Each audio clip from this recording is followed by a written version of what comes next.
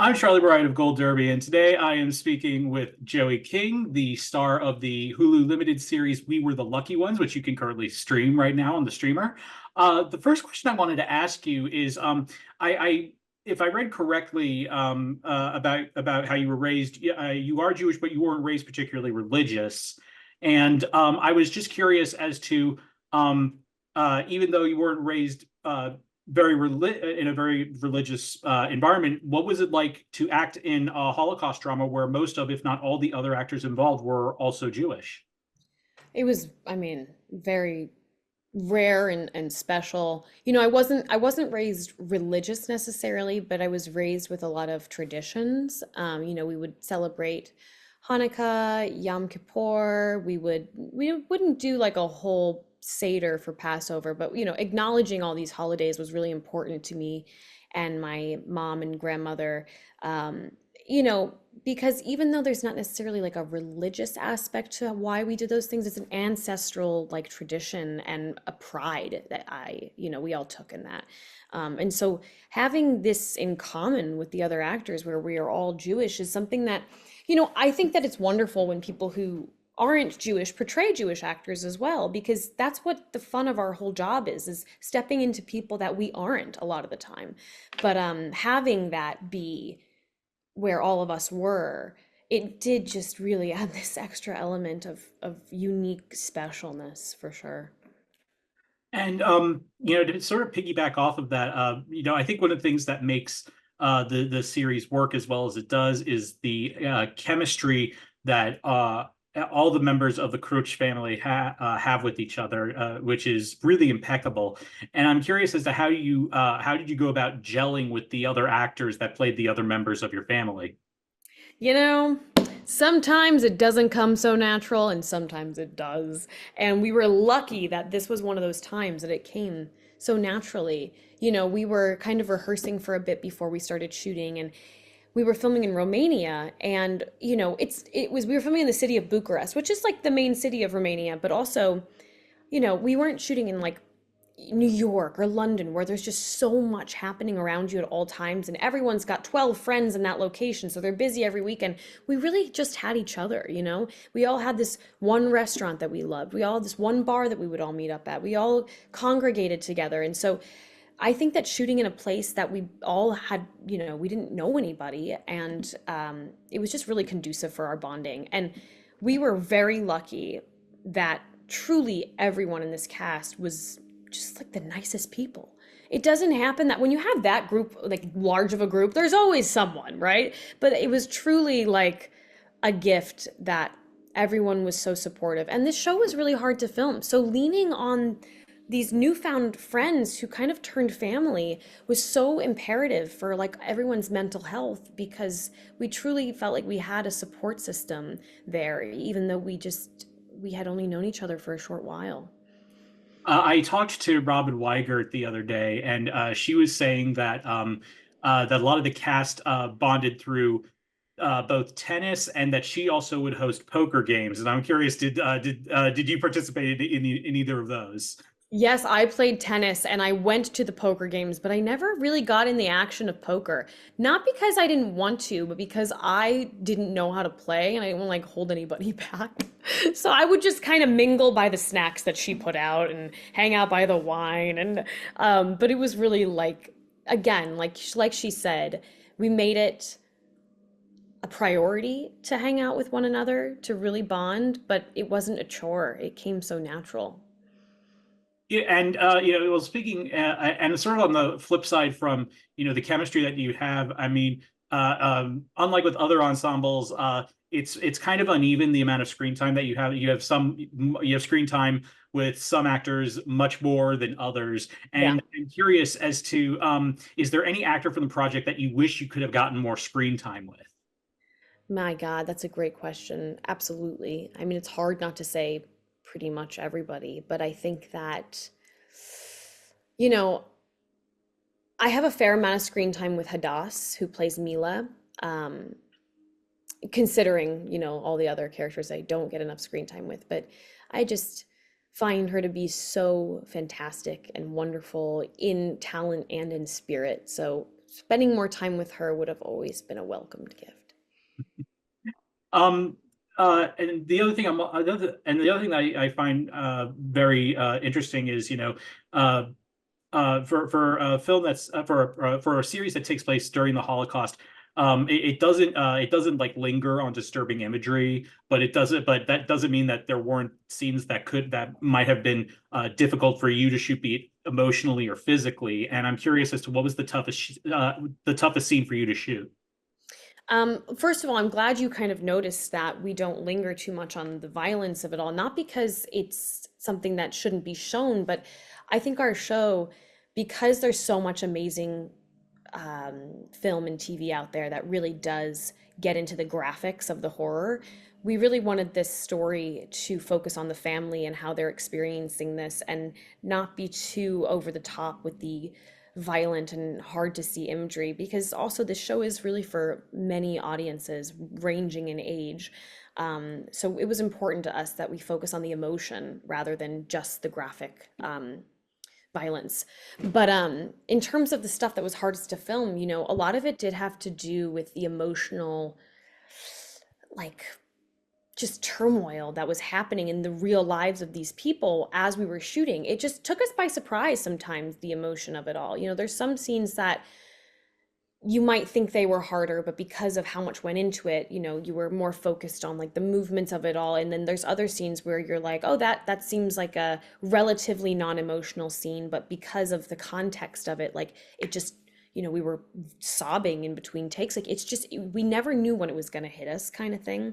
But a scene that really, I don't know why it stands out so much. I think just because of the place I got emotionally when I shot it. There's a scene in episode 7 that I share with Sam Wolf, who plays Adam, where I'm pleading with him not to go somewhere. And that scene just, that was a really beautifully, horribly emotional day. But it was great. I think it's important to feel those emotions. We as the actors, I say this a lot, and I do think it's true. Like it's our responsibility. The least we can do is feel that emotion and be emotional while portraying such horrific events, because we are privileged enough to not have lived through those events. We're here portraying them and we're telling the story of it, but we get to go home every night and lay on a warm bed. And so the least we can do is feel the uncomfortable feelings that come along with filming something like this. No, absolutely. And there's just so much of that in this. And one of the other things that I think is amazing about the series is the look of it. Not just the look of the production design, which is Yeah. absolutely incredible, but Such a great team on that. the look of also the of your characters. And I'm curious as to what went into getting the look of Helena just right for you. So getting the look of Helena just right had a lot of key elements, starting with the number one discussion when we got to Bucharest was what would we like her hair color to be? Because Helena was Aryan passing at the time of the war. And so she did have lighter hair than the rest of her family. And so we decided to stick with that kind of narrative that's true and dye my hair to be like a strawberry blonde. Because, one of the stereotypical defining traits of a Jewish person is, dark, curly, thick hair. And what's funny is, Jewish people come in all shapes and sizes, that the Nazis failed to realize that. And so Helena, being a Jewish woman, being able to pass as Aryan with her natural hair color, was a really interesting part for me that I learned. And so it was important to me that we reflect that in the show. And when it came, I dyed my eyebrows to match as well. And when it came to having the hair and makeup and the wardrobe done, again, because she is passing as Aryan, she talks about this in an episode where she's kind of joking with her sister, but in a very serious manner, about like no Jewish eyes. If we look as sad as we are, we might as well just denounce ourselves. Yeah, hide the And sadness. Yeah. exactly. And so one of the things that she does to hide this sadness and to appear as normal as possible, she gets ready every day. She does her hair, she does her makeup, she dresses as if there was nothing wrong, because if she isn't Jewish, in theory, there wouldn't be anything wrong. she's going about her day as usual. So Helena's strategy behind her looking put together every day was really important to us as the hair and makeup and wardrobe team, to really make sure that we paid attention to that. And there are times when she gets very disheveled and looks really rough, and it is really hard for her pride, because she takes a lot of pride in showing herself and her confidence within her ability to get ready every day and show up for herself and to show that she isn't Jewish. Well, there's something you just mentioned there that I've been very curious about, and you talk because you brought up the fact that Helena and this whole family, these are real people that actually existed in living in Poland and all throughout Europe and Brazil throughout World War II. And I'm curious, did you before shooting or since the shooting, have you met or had contact with any of the descendants of the Crook family? Yes, I have. I love this question because I just love talking about this. When we were shooting, so we filmed in Romania, and then for the last like month of shooting, we switched to Malaga, Spain. Now, I was only there for about a week, but while we were there, Helena's daughter, Anna, came to visit set. And I got to meet her for the first time, and I got to meet her grandchildren. And it was just like this very emotional, beautiful. The first thing she said to me when she saw me, she outstretched her arms and she looked at me and she said, "Mama."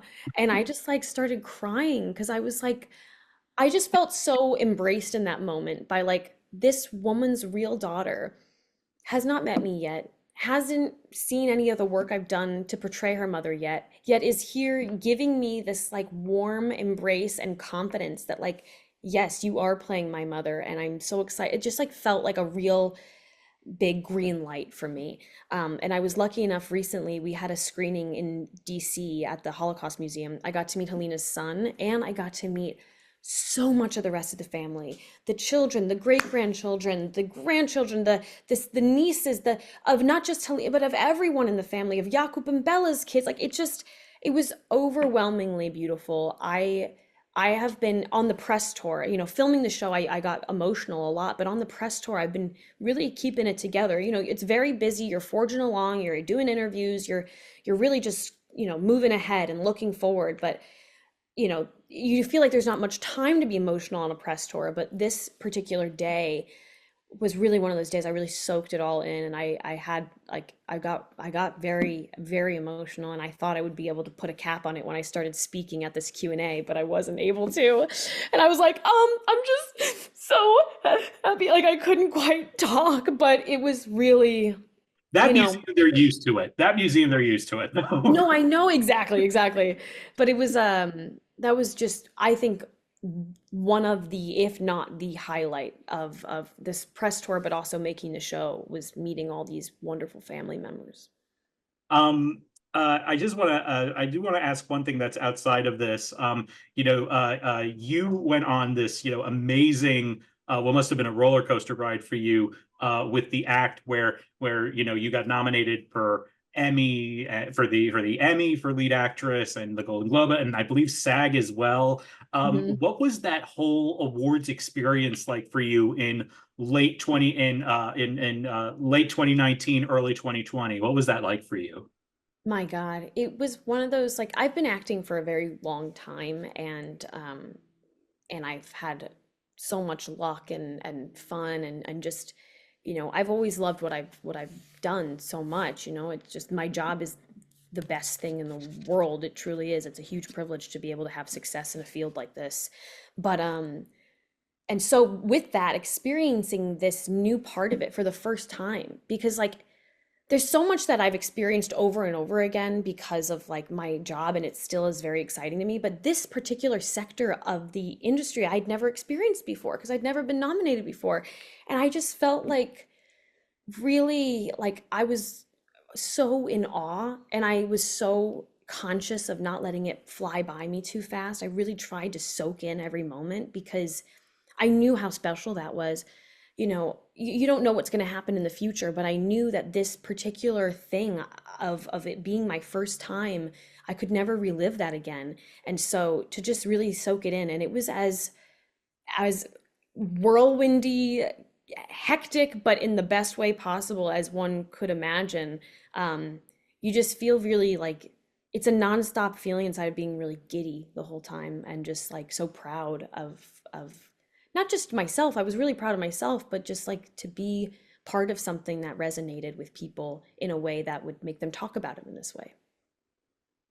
Well, Joey, thank you so much for joining us. We wish you all the best over the next couple of months. And to all of our viewers, please like, share, and subscribe, and keep on going to Gold Derby to make your Emmy predictions in advance of the nominations on July 17th. Once again, thank Thank you you so so much. much for having me, Charlie. This was so fun.